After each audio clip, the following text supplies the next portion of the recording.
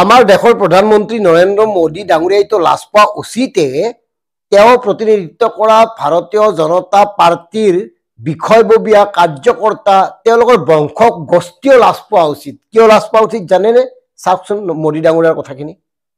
भाइयों बहनों लिख करके रखिए 16 मई के बाद ये बांग्लादेशी बिस्तरा बोरिया बांध के तैयार रखेंगे।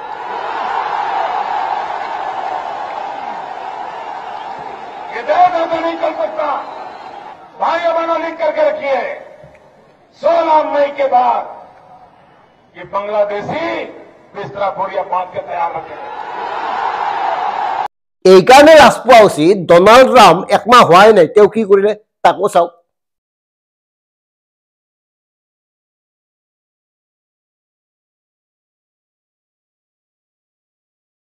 আৰু আটাইতকৈ দুৰ্ভাগ্যজনক কথাটো হ'ল আমাৰ দেশত বিদেশী বিতৰণ কৰিব দূৰৰ কথা, বিদেশীক ৰক্ষণাবেক্ষণ দিবলৈ, বিদেশীক নাগৰিকত্ব দিবলৈ আইন প্ৰণয়ন কৰা হয়। আৰু তাৰ দেখ প্ৰমাণ হ'ল CAA। 2016 চনত মাননীয় প্ৰধানমন্ত্ৰী নৰেন্দ্ৰ মোদী আৰু আমেৰিকাৰ তদানীন্তন ৰাষ্ট্ৰপতি বৰাক ওবামাৰ মাজত এখন চুক্তি স্বাক্ষৰ হৈছিল, বন্দী প্ৰত্যাৰ্পণৰ চুক্তি। আৰু সেই চুক্তিখনৰ অজুহাত লৈয়েই ডনাল্ড ট্ৰাম্পে আমেৰিকাত থকা অবৈধ ভাৰতীয় নাগৰিকসকলক তাৎক্ষণিকভাৱে প্ৰত্যাৰ্পণ কৰাৰ সুযোগ গ্ৰহণ কৰি ইতিমধ্যে 104 গৰাকী ভাৰতীয়ক অতি নিৰ্মমভাৱে, দেখাত নিৰ্মম, হাতে ভৰে শিকলি লগাই ভাৰতৰ অমৃতসৰত তেওঁলোকক নমাই দিছে। কথাবোৰ চিন্তা কৰক।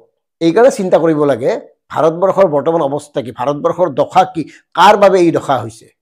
অথচ আমাৰ বিশ্বগুৰু মোদী ডাঙৰীয়াই আমেৰিকাৰ এই কৰ্মৰ বিৰুদ্ধে এটা শব্দও ক'বলৈ সাহস গতাব পৰা নাই।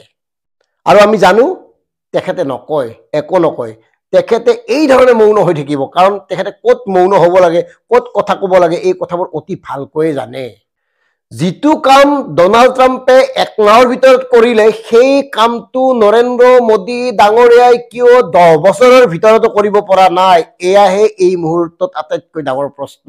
কি উদ্দেশ্য আছে, কি স্বাৰ্থ আছে, কি লক্ষ্য আছে, কিয় তেওঁলোকে বাংলাদেশী ইছ্যুটো জীয়াই ৰাখিব খোজে।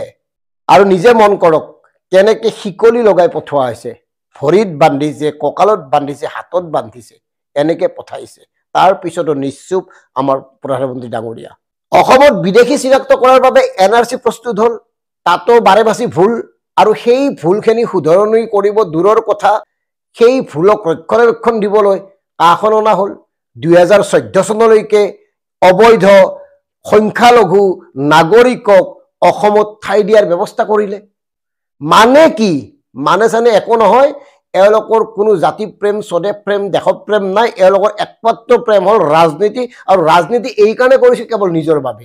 পুঁজিপতিসকলৰ সন্মুখত আঁঠু লৈ তেওঁলোকৰ আঙুলিৰ ইংগিতত নাচি উঠা বহা কৰি তেওঁলোকক ৰক্ষণাবেক্ষণ দিয়াৰ বাবে সকলো কাম এওঁলোকে কৰি আছে। সাধাৰণ জনতাৰ কাৰণে একোডাল কৰা নাই।